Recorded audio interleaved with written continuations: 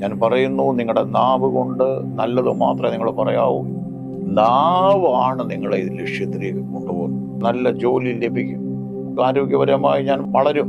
നിങ്ങളുടെ പോസിറ്റീവ് ചിന്തയോടൊപ്പം തന്നെ നിങ്ങളുടെ ശരീരത്തിന് വേണ്ട ഏറ്റവും നല്ല കാര്യമാണ് എക്സസൈസ്. ഓരോ പ്രായത്തിലുള്ളവർക്കും ചെയ്യാൻ ജീവിത വിശുദ്ധി ആവശ്യമാണ്.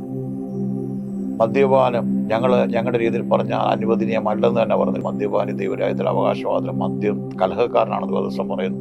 മദ്യം സർപ്പം പോലെ ഇതിനെ കുത്തുമെന്ന് പറയുന്നു. സിഗരറ്റ് വലി ആരോഗ്യത്തിന് ഹാനികരമാണ്. ഞാൻ ധാരാളം ചെയിൻ സ്മോക്കറായിരുന്നു. അങ്ങനെയൊക്കെയുള്ള പാവം ചെയ്തു. തമ്പാക്ക് നമ്മുടെ പല പണിക്കാർ ഇങ്ങനെ അവർ അതുപോലുള്ള സാധനങ്ങൾ ഉപയോഗിക്കുന്നുണ്ട്. ക്യാൻസർ വരാൻ ഏറ്റവും സാധ്യതയുള്ളതാണ്.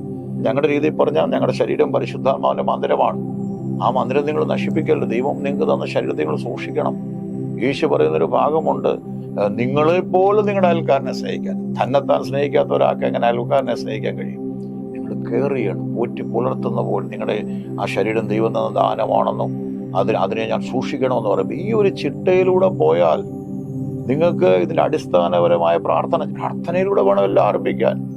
നമ്മൾ ദൈവത്തോട് പറയുക, നാളുകൾ ദീർഘമാക്കണേ കർത്താവേ, നീയാണ് എന്നെ കൊണ്ടുവന്നത്. അപകടങ്ങൾ വരാമായിരുന്നു, രോഗം വരാമായിരുന്നു, തകർന്നു പോകേണ്ടതായിരുന്നു, നീ നിർത്തിയിരിക്കുന്നു.